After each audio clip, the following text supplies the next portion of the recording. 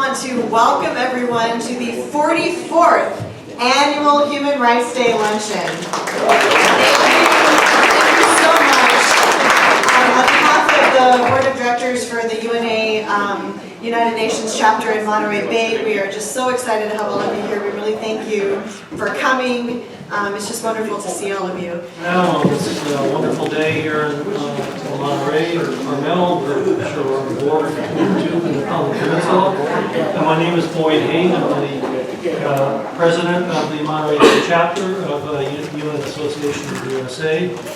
And our chapter, along with the Bahá'í faith communities of Monterey County, is pleased to celebrate Human Rights Day with you, as we have for over 40 years. This is a great turnout. We're all glad to be back in person, and we have a nice program for you. I just want to say a bit about the Universal Declaration of Human Rights, which was enacted by the United Nations 75 years ago tomorrow, actually. So this is the 75th anniversary.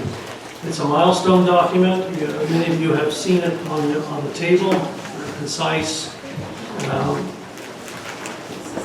which sets out the fundamental human rights to be universally protected.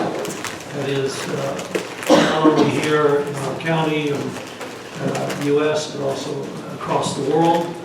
This means, thinking a bit about the United Nations, that states, that is nations, have obligations and duties under international law to respect, protect, and fulfill human rights. But also as individuals, while we are entitled to our human rights, we should also respect and stand up for the human rights of others. It's not just a benefit, but it also needs to be an advocacy role. The power of the Universal Declaration is the power of ideas to change the world. And while we've pushed the frontiers of medicine, technology, the environment, social, political expression, and economic and labor laws, and many of you in the room have worked in these areas, the progress is a process, and we have to build on that progress. So the Declaration reflects an agreement that equality, freedom, and justice are values that drive a thriving society. I think many of you here are examples of that type of work, trying to bring a more just society where everyone can experience equal access to opportunities and of their own choosing. So today we will celebrate and learn about the local initiatives and the progress in this regard. In fact, Charles, did you want to, in this time of great complexity and upheaval in the world, there are many conflicts going on, not just the ones that are high in the news, but also many other places in Africa, Asia, and I think Charles would like to say a few words, prayer for peace. We weren't planning to have a prayer, not knowing what people's denomination or belief systems are like. And someone requested that we have a prayer for unity because of the difficult times in which we live. So there is a short prayer I'll share with you. It's from Baha'u'llah, who is the founder of the Bahá'í faith, which of course is the organization locally that chooses the Human Rights Award and collaborates with the UNA. So this is, if you bear with me, for those of us who are not inclined to pray, those who are, please enjoy. O my God, unite the hearts of thy servants and reveal to them thy great purpose. May they follow thy commandments and abide in thy law. Help them, O God, in their endeavor, and grant them strength to serve thee. O God, leave them not to themselves, but guide their steps by the light of thy knowledge, and cheer their hearts by thy love. Verily thou art their helper and their Lord.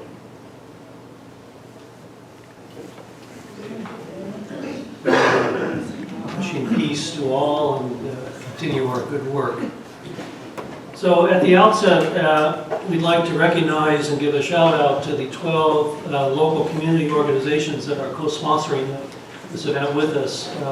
They're listed in the program. Probably had a chance to interact and see some of the work they're doing on the tables for you.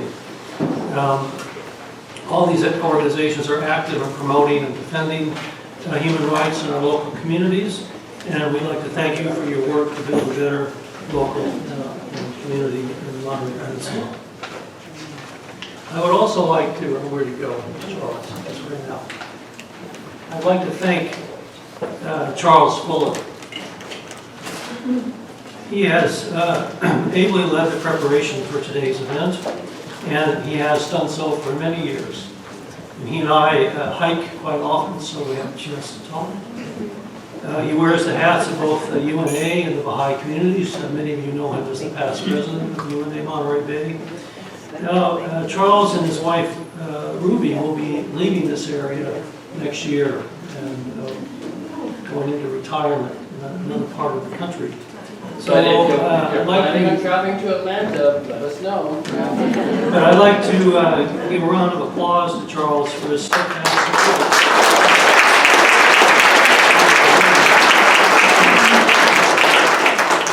I'd also like to thank Lisa Workinger and all the volunteers. Lisa's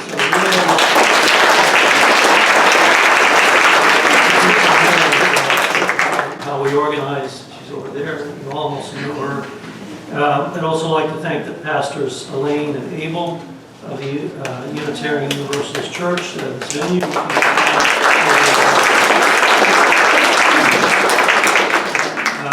I'd also like to recognize the elected officials who are joining us today. Monterey County Supervisor Wendy Root Askew,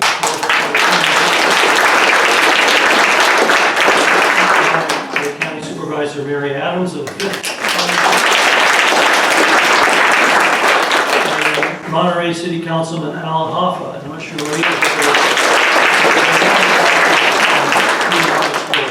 is in our community. And we'd also like to recognize the many past Human Rights Award recipients who are in attendance, and when we get to that part of the program, we will recognize you individually. Okay, so our program this afternoon has two parts. The first is the presentation of the annual Human Rights Award by the Baha'i Faith Communities in Monterey County, and then followed by a talk by our special guest speaker, Dirrick Williams, on The Grass is Always Greener on the Other Side. We look forward to that. But before we start, I would like to ask Lisa and Charles to come forward to remember Mary Fisk and Ron Nelson, two longtime UNA Monterey Bay board members who passed away earlier this year.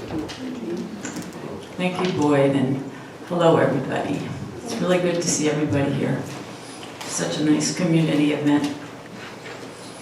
So this past August and September, our UNA chapter board lost two wonderful members, Mary Fisk and Ron Nelson.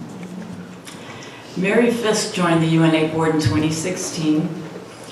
She was bringing a bird's eye international perspective with her from her 25-year-long career with the United Nations.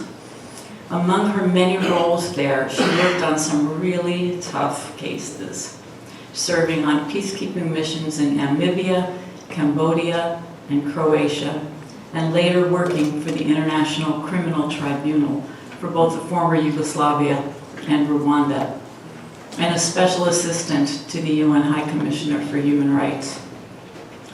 Mary passionately believed in the power of documentary films to educate and illuminate, and as such, her labor of love with UNA was co-chairing the annual International Documentary Film Festival.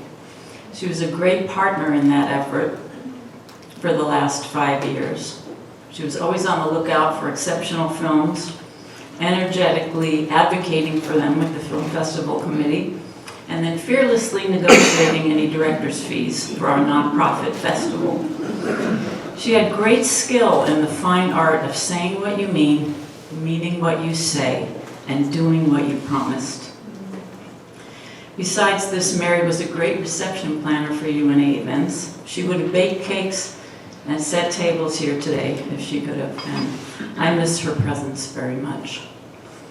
Mary also served as nominating committee chair, along with her friend and fellow board member, Ron Nelson.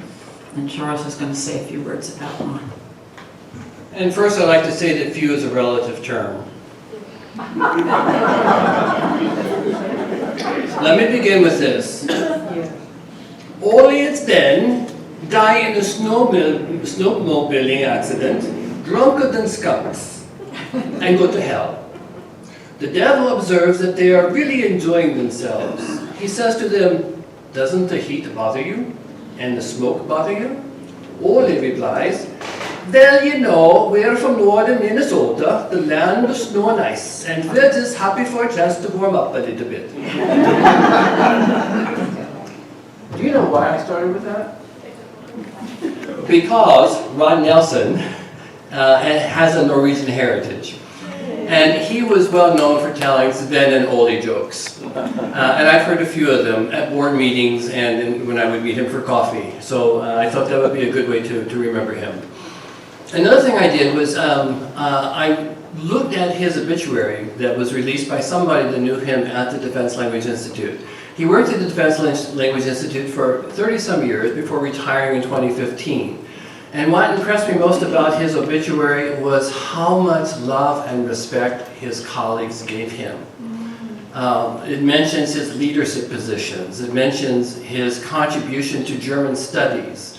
And you know, I knew him differently. I knew him as a board member of the United Nations Association and as a person who was very competent telling Sven and Ole jokes. But on the UNA board, he served on several committees. He served in many planning positions.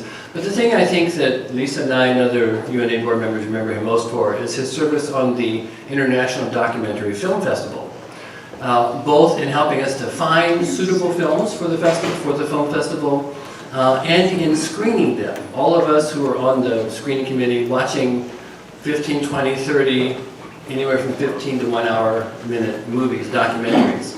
And his contributions to that were always very insightful and showed a real sensitivity to the subject. So since we're pressed for time, you know, we could talk about Mary and Ron for a long time.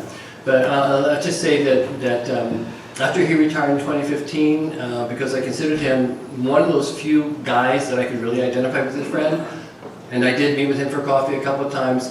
One thing that troubled him in his later years is he was preceded in death by his younger brother, which had a tremendous impact. I mean, I can't imagine the love between two brothers, two siblings, as much as he had for his brother. It really tore him down, and I wouldn't be surprised if it didn't contribute to his sudden departure. But anyway, so we loved Ron, we loved his service on the UNA, and thank you all for joining us and remembering him and Mary.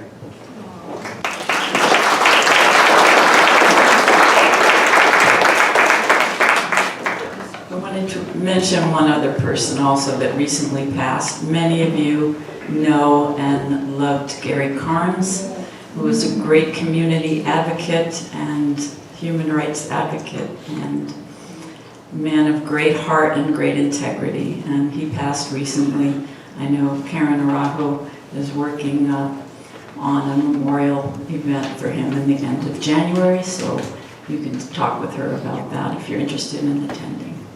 Thank you, Gary.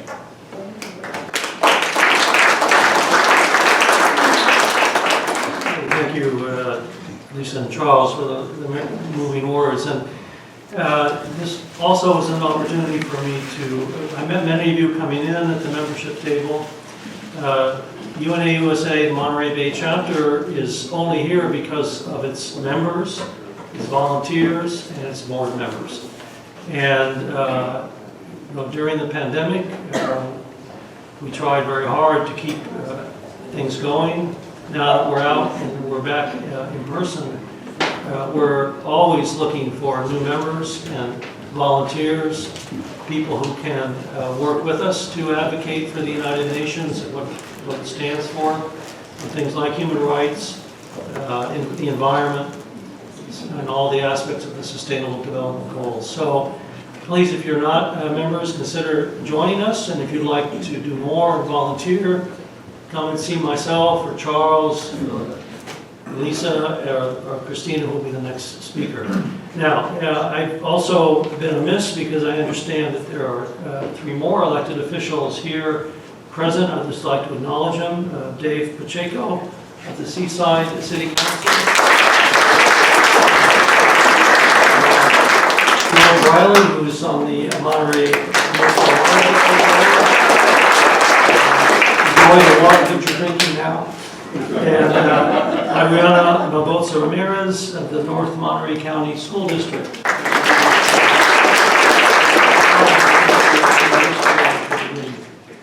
So, with that, we'd like to move on now to the Human Rights Day Award presented by the Baha'i Faith Communities of Monterey County. And this will be moderated by our board member, Christina Wright. Thank you so much, Boyd. Hello again. I am very happy to be here representing both the UNA chapter of Monterey Bay and also the Baha'i Faith Communities of Monterey County to present this year's Baha'i Human Rights Award. I want to just share a little bit of information about the award. The human rights framework, so eloquently given shape by the Universal Declaration of Human Rights, marks a milestone in humanity's collective efforts to build a more just and peaceful world. Yet widespread discrimination, oppression, and society's failures to uphold international law result in the suffering of millions and thwart the advancement of humanity. The Baha'i international community believes that human rights achieve their highest expression when understood in the context of human relationships, within the family, within the community, the nations, and among the community of nations. Viewed through this lens, human rights are a vehicle for all to realize their inherent potential and to ensure the same for others. Guided by these convictions, the promotion and protection of human rights has been a pillar of Baha'i engagement at the UN. Specifically, we have focused on the promotion on the rights of minorities, on the eradication of racism and incitement to hatred, on the rights of girls and women, and on the right of freedom of religion or belief. Among the questions we are exploring with others are, how does the fulfillment of minority rights benefit all of humanity? And how is the right to freely explore the beliefs of others best manifested in communities? For more than 70 years, Baha'is have worked with NGOs and collaborated with the UN in an effort to strengthen the mechanisms by which the vision of the Universal Declaration of Human Rights can find its full expression. At the international level, Baha'is participate actively in the meetings of the Human Rights Council, its special procedures, and the Universal Periodic Review.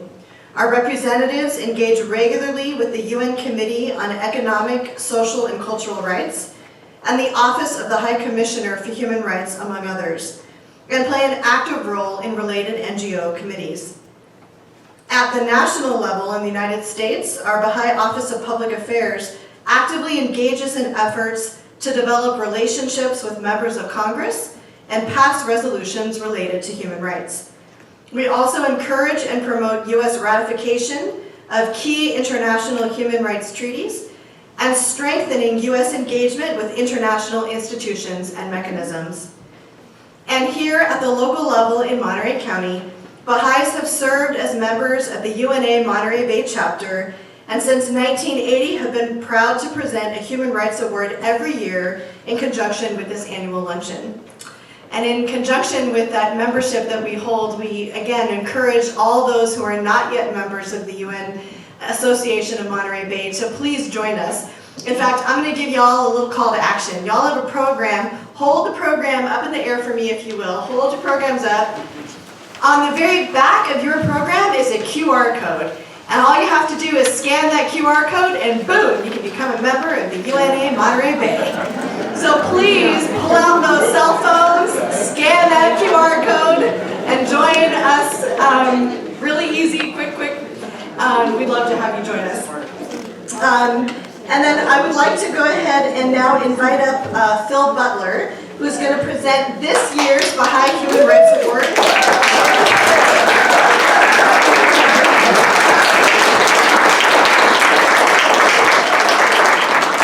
And our recipient for 2023 is Catherine Crockett.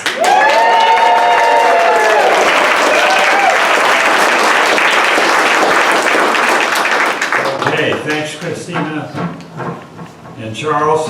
When you made me swear to keeping this to be a 3-minute introduction, I'll follow your footwork. I saw how you did 3 minutes ago.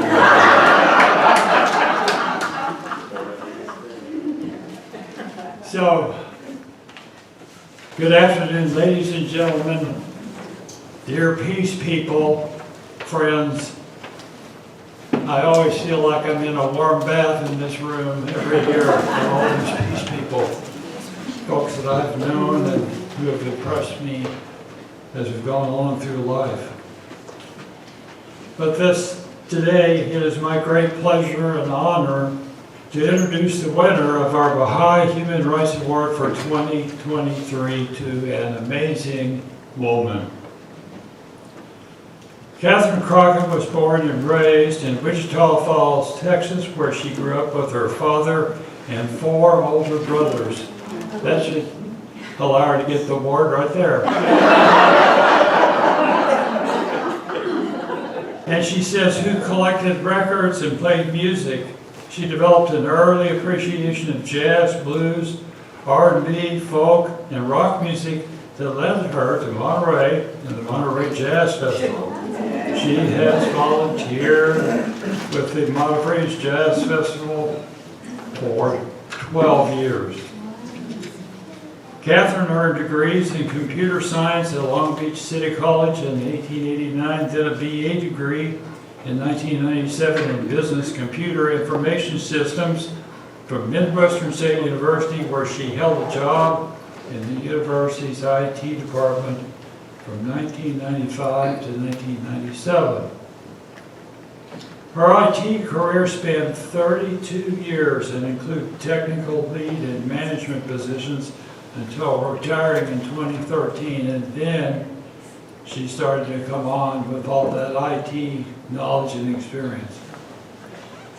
Her interest in environmental sustainability is rooted in family vacations, she says, to the Rockies, Colorado Rockies, Yellowstone, and Wyoming, the Florida Everglades, and later the Padres Island National Seashore near Corpus Christi, Texas, where she lived for 5 years. That interest in preserving and protecting open spaces and natural habitats has deepened in the mid-70s. After she read, and I recommend these to everybody if you haven't already, she read Rachel Carson's Silent Spring and Francis Moore-Lape's Diet for a Small Planet. In 2009, she joined the steering group of Sustainable Seaside, a chapter of Communities for Sustainable Monterey County, with a shared mission of helping our communities equitably implement sustainable and regenerative practices to slow and adapt to climate change. She has been chair for 7 years, during which time, through her leadership, the organization has grown alliances with the City of Seaside, CSUMB, Return of the Natives, Friends of Seaside Parks, Blue Zones Project Monterey County, the International School of Monterey, and the Monterey Adult School and other local groups. That's leadership, isn't it? She has served as a board director and webmaster since 2011. She has been the lead organizer for Seaside's annual Earth Day celebration since 2012, an event that has grown to become city-sponsored. She's an active member of Women's International League for Peace and Freedom, Monterey County branch, manning publicity for events, including the annual Hiroshima Nagasaki Remembrance Peace Lantern Ceremony at Lovers Point, in Pacific Grove. She had a hand in bringing the cities of Seaside and Sand City into the fold of Mayors for Peace. She has been a board member of Monterey Peace and Justice Center since 2012 and served as board president since 2015. There's a theme there. She joins something and then winds up president. She helps staff the Peace and Justice Center in Seaside each week, manages the facility, and has forged a partnership with CSUMB Service Learning Institute to provide service learning students with service projects. She has been a member of the League of Women Voters since 2007. She has been a member of the Peace Coalition of Monterey County and a steering member since 2020. She publishes, and this is where the work comes in, she publishes the weekly peace calendar that most of us get by email and maintains its mailing list of over 1,000 subscribers. She is a member of Veterans for Peace Chapter 46 and has been our board secretary since 2020. Aside from offering website and social media tech support for the organization she is involved with, she writes grant proposals, helps manage event publicity and marketing, and provides technical support for audiovisual and virtual setups for meetings and events. In sum, she dedicates her seemingly inexhaustible energy, skills, and leadership to peace and social environmental justice in our county. I would add that she is also a quiet and selfless woman who never speaks about herself. Catherine is the last to ever toot her own horn. So now it's time. We all did it here today. Please join me in welcoming her.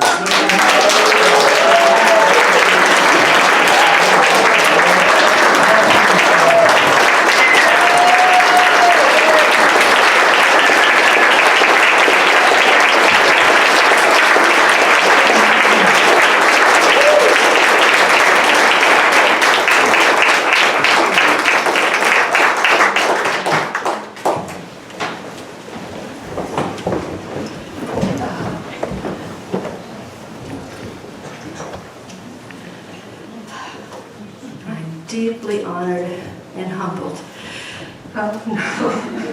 to receive this award. Thank you, Phil, for your kind words and for nominating me on behalf of Veterans for Peace, Chapter 46. And thank you all for being here to celebrate human rights. I'm grateful to the Bahá'ís and the United Nations Association for organizing this annual event and for being the tie that binds local social justice organizations together. I want to express appreciation to the Unitarian Universalist Church for providing this space for us all to be together. It brings me great satisfaction to be part of this strong, progressive community of activists, and I feel especially honored to be among you all as I receive this award. Oh my goodness. Okay, getting involved with the Monterey Peace and Justice Center over 10 years ago changed the course of my life. In 2012, I was a year away from retirement, ending 32 years in information technology. I had been attending events at the Peace Center that were organized by Sustainable Seaside, and I was taken by the welcoming space that clearly reflected left-leaning grassroots activism that it still serves. Deanne Gwynn, a facility coordinator at that time, enlisted me as a tech support volunteer. So I was spending my Saturday afternoons there, categorizing hundreds of photographs donated by local peace activists, uploading them into an online database. In the process, thanks to Deanne's indulgence with my curiosity, I came to know most of the peace activists in the community before I ever met them in person, as stories of activists like Darby Worth, when Nancy McClintock, Jan Black, and so many others came into focus, I developed a deep respect for them individually and as a passionate, unified force for progressive causes. Learning about and later on witnessing firsthand the courageous activism that gave me a North Star.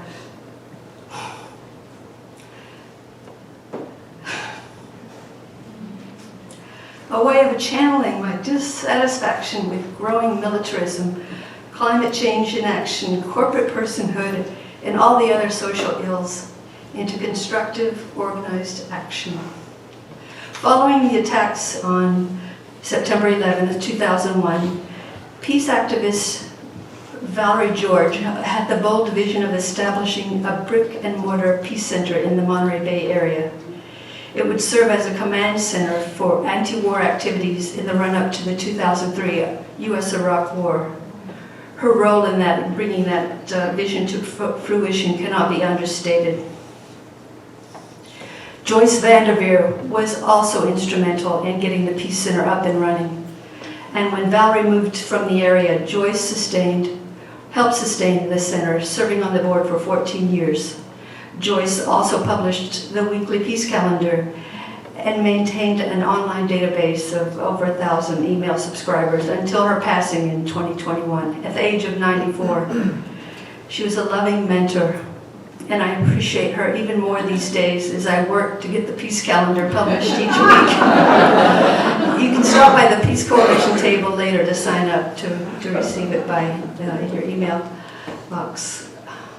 So circling back to Sustainable Seaside, my involvement, back in 2009, it so happened that Sustainable Seaside and its umbrella organization, Communities for Sustainable Monterey County, both used and still use the Peace Center as their home base. Choosing between social justice and environmental activism was not an option once I got involved. Denise Frischmuth, who passed away in 2020, and her partner Robert Frischmuth were co-founders and leaders of CSMC. They were also board directors for our local United Nations Association chapter. There was nothing for me to do but embrace the oneness of the movement. I think Paul Hawken, entrepreneur, environmentalist, and author, expressed it the way I would when he expressed my feelings when he said, "There can be no green movement unless there's a black, brown, and copper movement." Our house is literally burning. It's only logical that environmentalists expect the social justice movement to get on their environmental bus. But it's the other way around. The only way we are going to put the fire out is to get on the social justice bus and heal our wounds. Because in the end, there is only one bus. There are so many dedicated champions who keep social justice and environmental activism alive and strong locally. I'm thankful for their keen minds, their dedication, their unflagging commitment, and their generosity of spirit. They inspire me, and they harness my hope for a more just society. I thank you all for honoring me here today.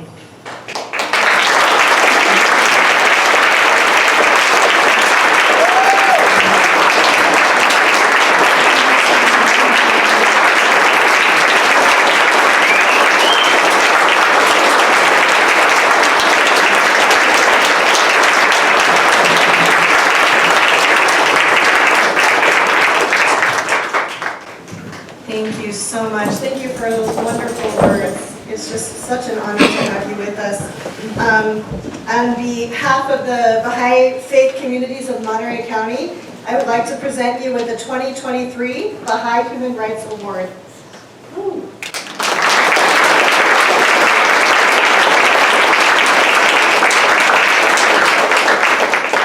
And in addition, we have some proclamations that have been offered to you as well. We have a certificate of special congressional recognition from Congressman Jimmy Panetta.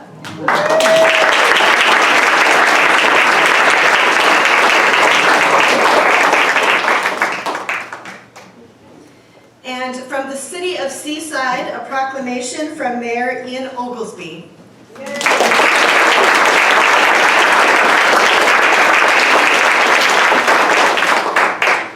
And we have a few others in attendance that have a proclamation they'd like to offer Catherine, so I'd like to invite you up to come. Mary Adams, Monterey County Supervisor.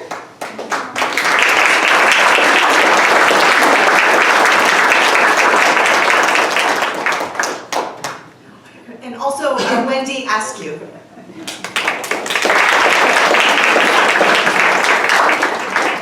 Catherine, I'll make a few brief comments. Listening to you speak, I learn something new about you every time I hear Phil talk about you or you sharing your own experience. But I just want to say thank you for being that presence that allows me to do my job well, and being that presence that I can call on when I say, we're not in compliance with our, the county is out of compliance with our general plan mitigations for a climate action plan. Please put pressure on my colleagues to move it forward. And you show up, or when we have other issues that come up, I appreciate you, and it's an honor to be a District 4 representative. We have just a brief proclamation. I won't read through it, but I just want to say it's an honor to honor you, and thank you.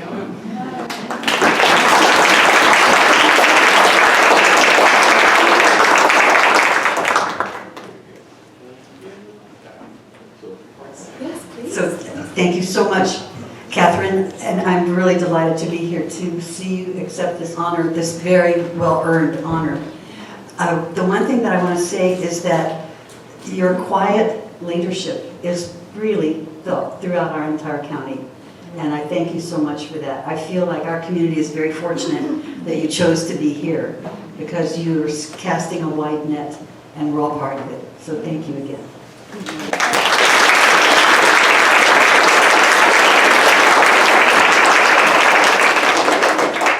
Alan Hoffa, Monterey City Council.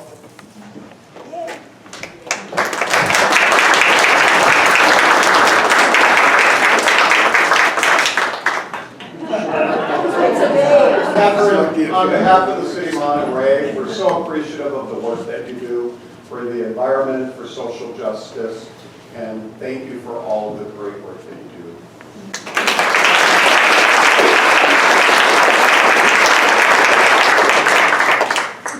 And Mauricio Arias from Assemblymember Don Addis' office.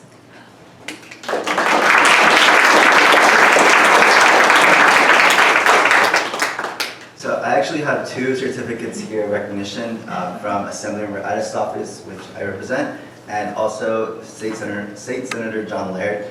We have two certificates here, and we just wanted to say thank you for all your work and all your leadership here in the region. The Assemblywoman really wanted some representation here today to honor you and celebrate you receiving the Bahá'í 2023 Civil Rights Award. So just wanted to present to you these both of these certificates.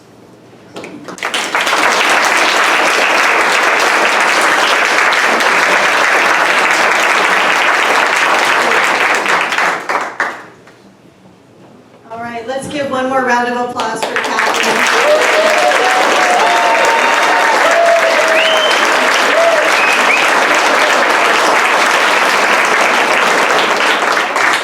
And for those that had any questions about Catherine's talk, we will open it up for Q&A in a bit, so hold those questions and we will open that up.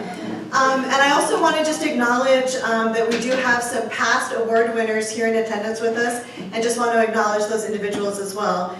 Phil Butler.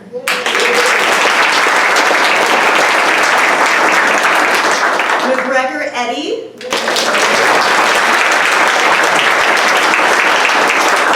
Carol Erickson. Fred Deleuze. Diana Jimenez. Judy Caras. Larry Levine. Michelle Welsh. And Janet Wilson.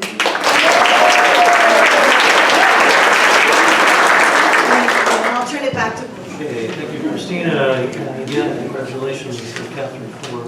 this well-deserved award. So now let's move on to the second part of our program, our special guest speaker. And for that, I will introduce first Charles Fuller. He will give the introduction. So Charles, the floor is yours.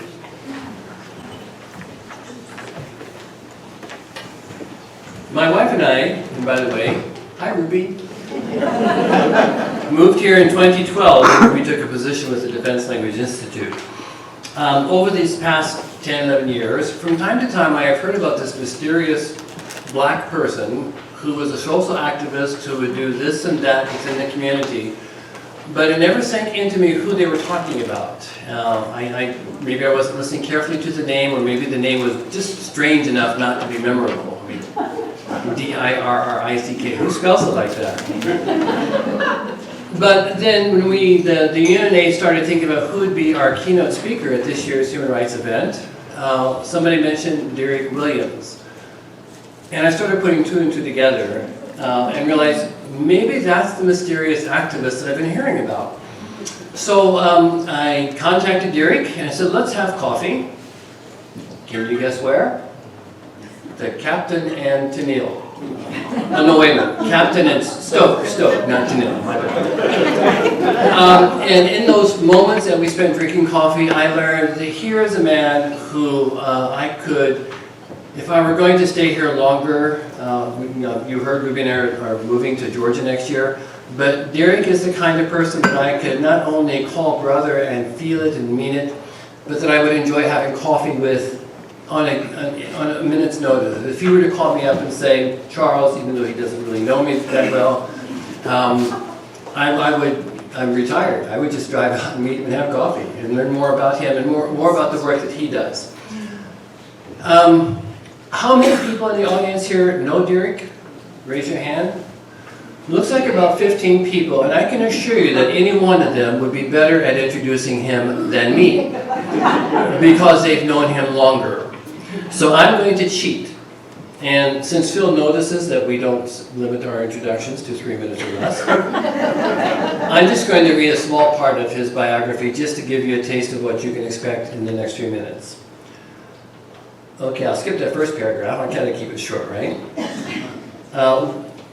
Eurocentric cultural reflectionism. I can't wait to delve more into that concept. Eurocentric cultural reflectionism, which has been called a race relations boot camp, is a 3-phase deep dive into the real understandings of racism in the United States. It is an intense study of self-awareness and cultural practices that challenges individual beliefs and embedded ideologies regarding racial identity, racial prejudice, perceptions, and race relations. ECCR is not DEI, which you all recognize as diversity, identity, and inclusion. Excuse me, diversity, equity, and inclusion. ECCR covers provocative, sensitive topics and is led by experienced professional facilitators. There's the paragraph before that. It tells you all about his background and his accomplishments and his publications and his previous professional life, things, and it's just all wonderful. But we don't really have a lot of time. And I know that I am the least qualified to introduce him, but nonetheless, here we are. So, Dirrick Williams, please come up.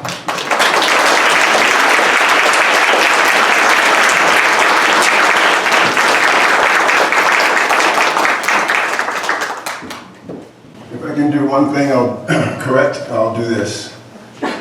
Charles. The person who spelled that name was Hattie Williams, my mother. just to let you know. And ironically, I spelled it wrong for 39 years. True story. They told me my name was D-E-R-R-I-C-K, and that's how I spelled it my entire life. Until I was challenged at the border of Canada and the United States. I came back home and changed it. Or not changed it, made it right. Let me start off with saying a couple of things. First of all, thank you, everybody. It's an honor to be here. It really is an honor to be here, to be standing in front of you, people of your caliber and quality. For what you do, what you do and what you've done and what you will do in the future, it is definitely an honor for me to be here and to be considered a person who would have something to offer to you, because all of you have offered and given so much. I would also like to say I just had a little twinge of an idea when my great-granddaughter walked in the room. I was a little concerned about speaking here, you know, the jitters and everything else, and then she walked in, and all my confidence came back. So actually, I wanted to say, I don't know how often you would see this, but there were 4 generations of my people here. Myself, my son Dirrick, my granddaughter, Gabrielle, and baby, my great-granddaughter.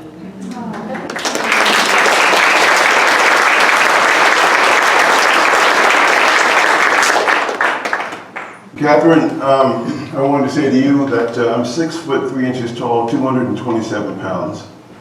I'm considered a large man. But I can tell you right now, you would leave some very large shoes to fill. And I don't think my size 13 can quite.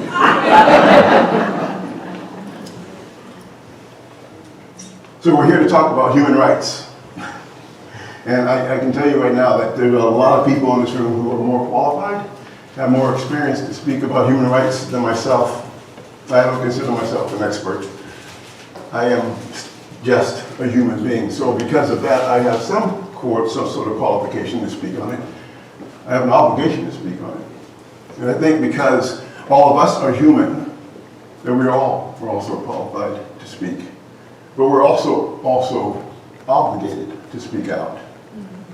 So with that said, I hope I bring something to the table today that would inspire you, that would lift you up, edify you, and possibly challenge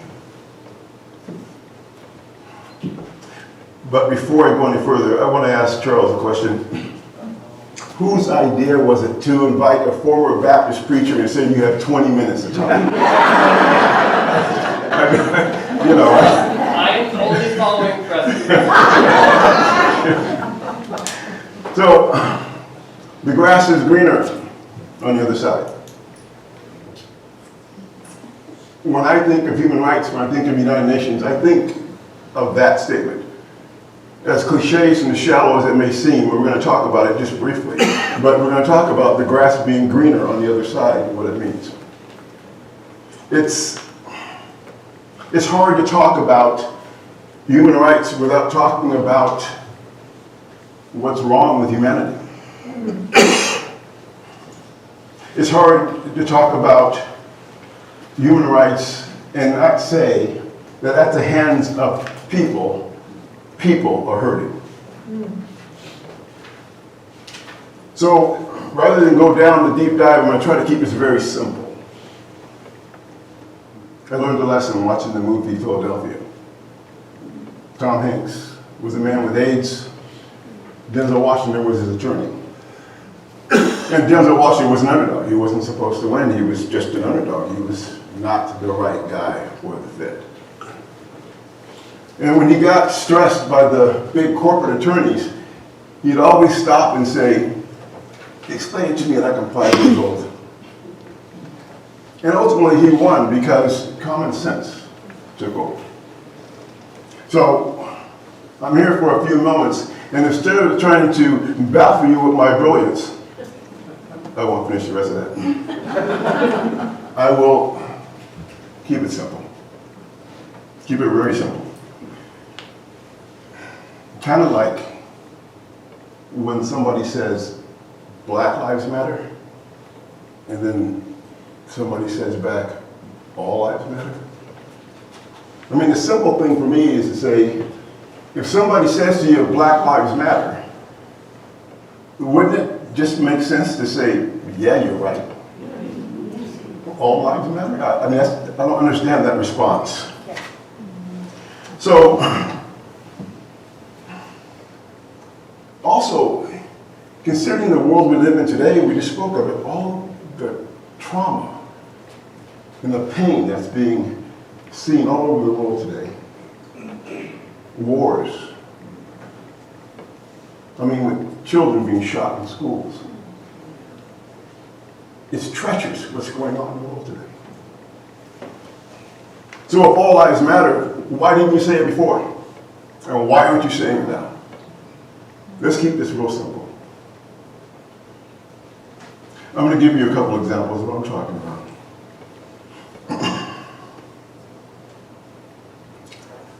In the spirit of human rights and in the spirit of the holiday season, I would love to say Happy Thanksgiving, but in doing so, I feel disrespectful in celebrating historical genocide, torture, and mistreatment of this land's original people. This may be an old trope, but in order for our annual celebration to exist, cultures, languages, and belief systems were destroyed, removed, and are continually denigrated. An entire nation of people massacred, nearly extinct, and their existence ridiculed, washed over, misrepresented, and lied.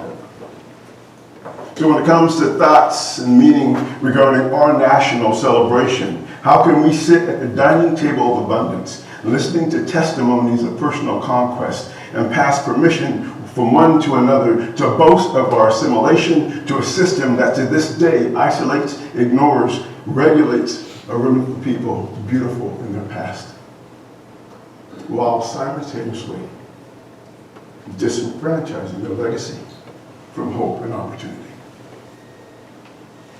I have often thought that we should eradicate Thanksgiving and replace it with a day, a National Day of Healing.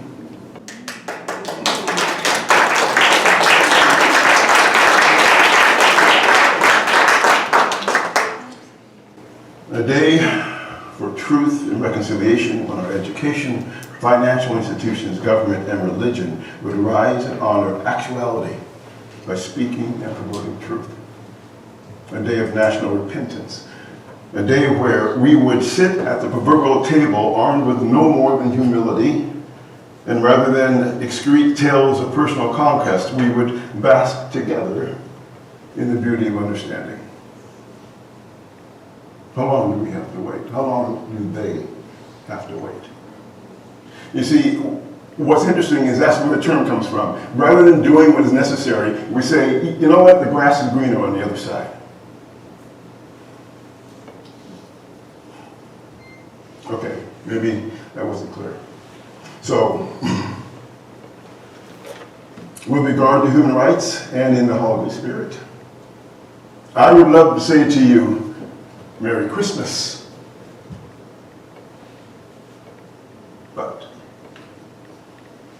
even as an educated, licensed, and ordained man of the cloth, and yes, I said man, and please do not, let me get started on the violation of rights and personhood in the use of that term. Still, I think there is something wrong with a religion stolen from a continent of dark-skinned people, translated, edited into versions, truncated, repackaged, repainted, and then lorded over as law, pun intended. To enslave, kill, lynch, rape, castrate, whip, burn, sell, own, and dehumanize the very people from which it was taken. Can we, in good conscience, knowing that the rights of humans and the right to be human have been trampled and manipulated and abused, that the sacred essence and beauty of being human has been violated and shamed for profit and for sport? Can we pray for peace and healing in the name of a white Jesus? How will that be heard when you say to them, the grass is greener on the other side? When will this nation bend its ear? When will it put aside its ego and its pride, open its heart and listen to the atrocities and anguish, to the pain and resilience, to the human and its rights, to the past, to the present, and to the future? Someone I respect once said to me, it shouldn't take 500 years to say I'm sorry. But instead, what we hear is, the grass is greener on the other side. Okay. Let's take one more. With regard to human rights and the holiday spirit, I would love to say Happy New Year. But as a black man in these United States, I cannot think of a year in my past, nor can I trust that the years of my future will not be tainted with insult, ridicule, judgment, unjust and unfair treatment, or that my happiness, systemically reduced to a commodity, preconditioned, predefined, and pre-qualified, may at any time during the year be systematically dismissed, ignored, or to the threat of my own life, misunderstood. Death and the threat of death outside of personal choice is happiness denied. So is happiness a human right, a constitutional right, a social obligation, a political platform, a religious blessing, a spiritual endeavor, a behavior, a mindset, a personal responsibility, or simply is it a choice? How shall we talk about human rights if we struggle with the concept of what it means to be human?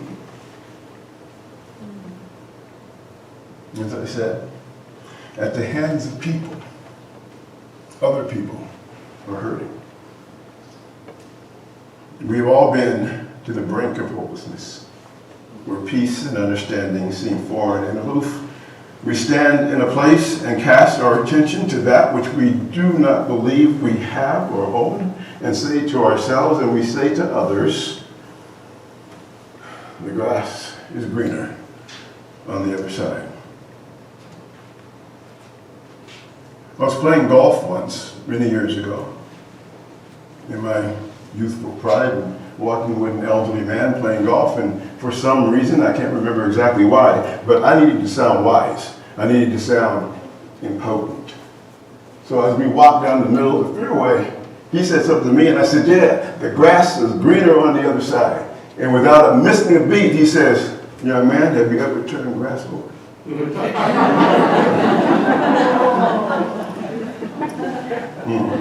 Yeah, I didn't laugh. I was like, yeah, no, I'm the old man. So, have you ever turned grass over?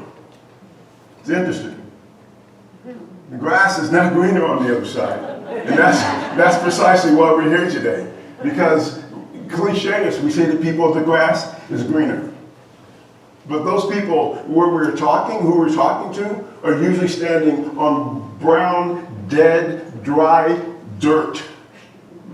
And the grass is greener on the other side. But if you turn grass over, there's something else going on.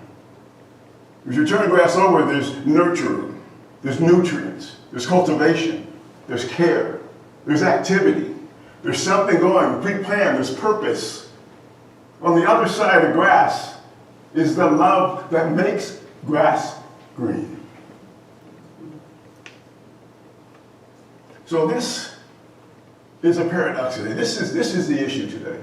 We say to them the grass is greener, whether people are going through trauma because of they're being mutilated, maybe because of their gender, or maybe because of skin of their color, or maybe because of tyranny, governments.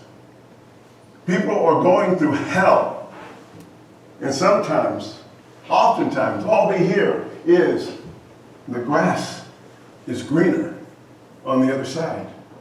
I wonder what they actually hear when those words reach their ears. Living in despair, living in fear, your confidence eroded, your place, identity eroded, because by the hands of people, other people are being hurt. On the other side of grass, there is something that happens when you watch even an earthworm, when its defecation leaves something behind, so that this dirt that is there becomes soil. And when it becomes soil, there's opportunity and potential for green grass. The reason why we are here today, the reason why I am here today, is to acknowledge Catherine and many people like her who go beyond the surface and turn over the dirt and work hard to cultivate the soil. So that the people who are standing in harm's way, the people who are dealing with the trauma, don't have to look over there, but are empowered to look within. And instead of standing in dirt, they can turn their dirt into soil. And the green grass that they're looking for is now right here. Their green grass is here. And because of people like Catherine and all the other recipients, there are people who are thriving, not just surviving, because somebody did something to cultivate the dirt and create the soil that caused the love that makes the grass green. Thank you, Catherine. Because it's no longer a cliche. The grass is always greener on the other side.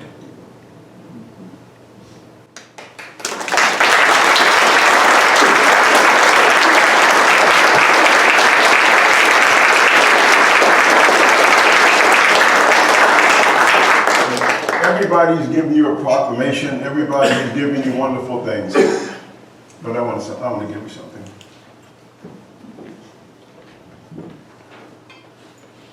From our household and from BLAAC Leaders and Allies Collaborative, for your work, for making sure that the love is cultivated, that other people can look within and find peace, strength, hope, and purpose. We just want to give you a little picture and say, remember.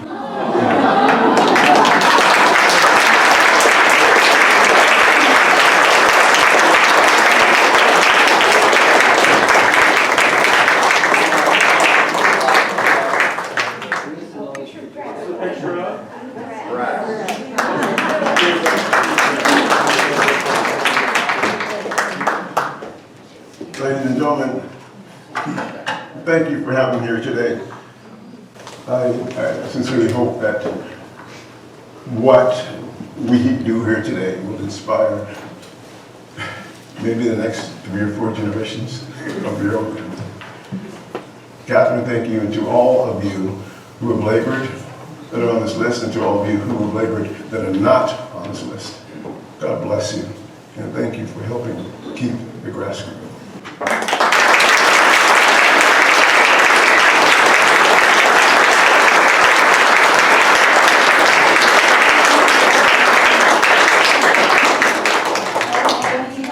Thank you so much, Dirrick. That was just absolutely incredible. I hope everyone was very inspired by that.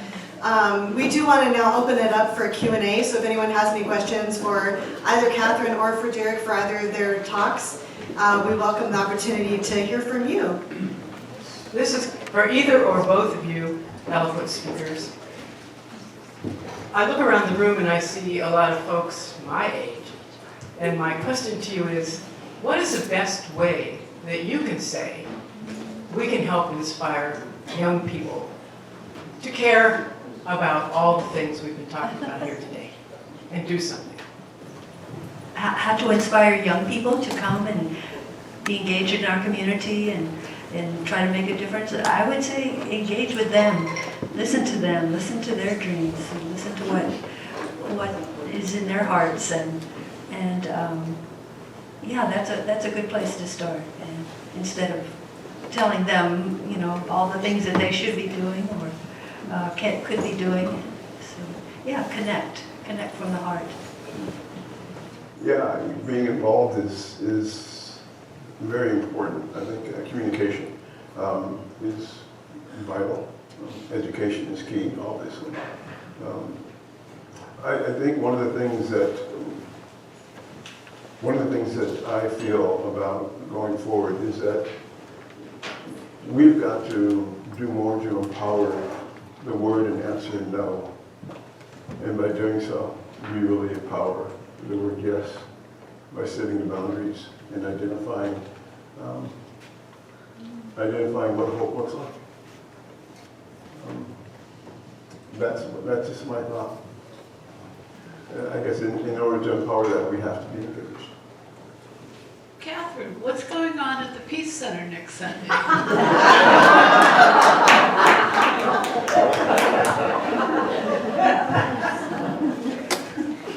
Well, next Sunday, we're having our annual holiday bazaar and open house. And at the Women's International League for Peace and Freedom, we'll host a table. WILF, otherwise known as WILF, will be hosting a table, Monterey Peninsula Friends Meeting, also called the Quakers. We'll have a table, a gift table. Monterey Peace and Justice Center will have a table.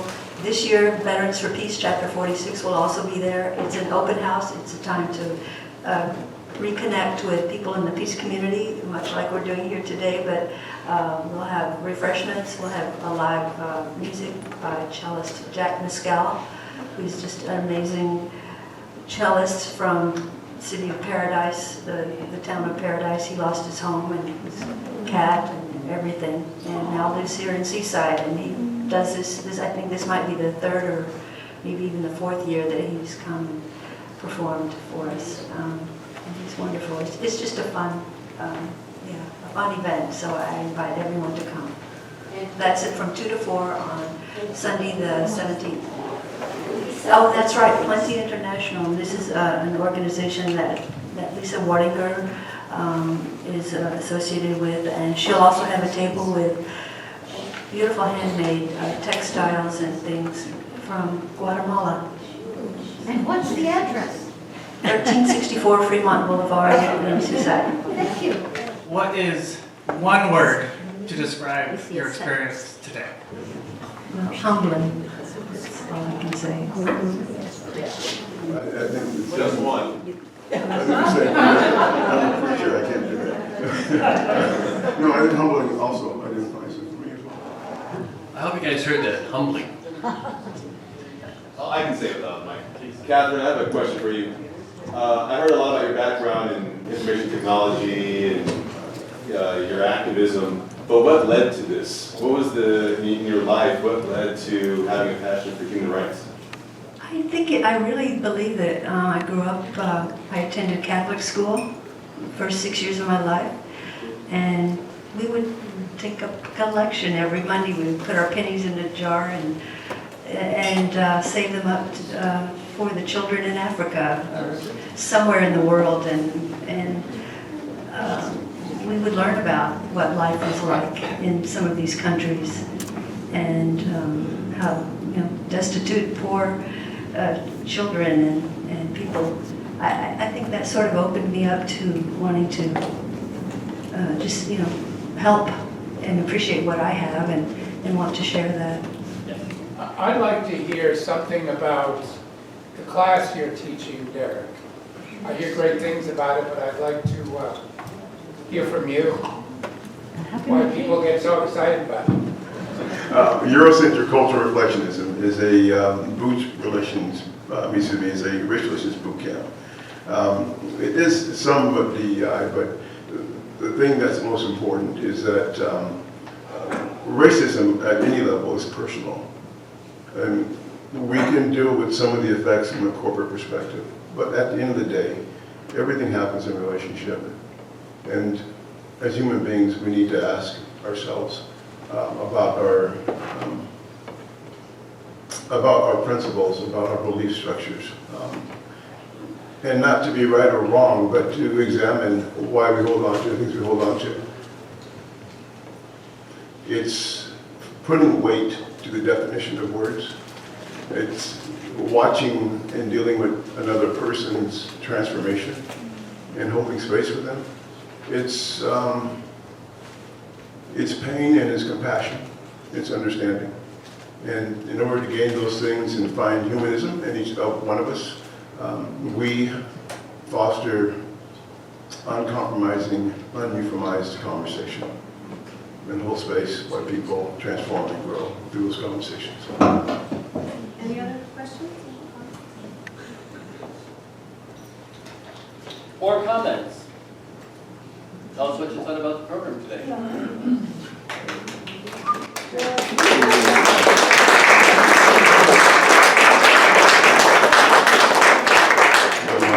Catherine, we have talked via the phone and email and kind of shot back and forth on a couple of things, especially with the Race Relations Center meeting. And actually, I never had an opportunity to meet you, but I felt like I already have. So being here with you today is a great honor for me. It's an honor.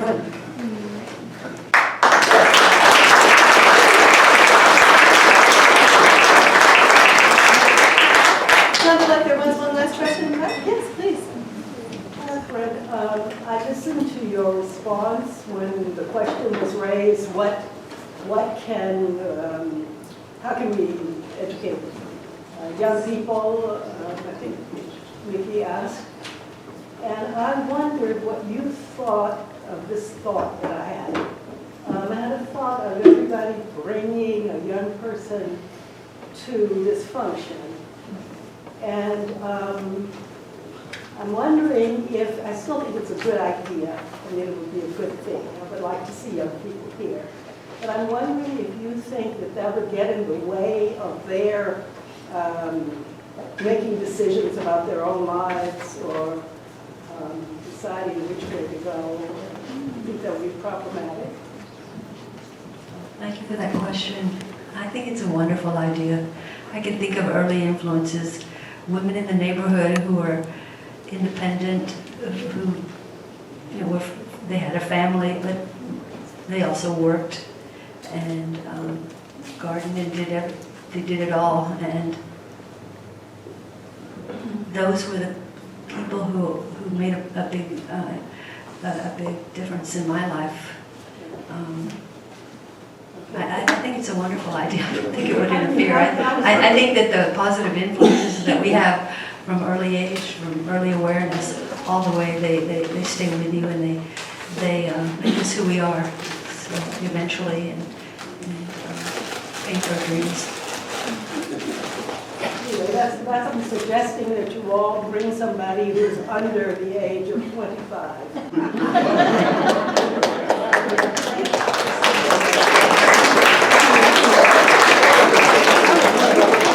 One more gift on behalf of the Bahá'ís of Monterey County for Catherine.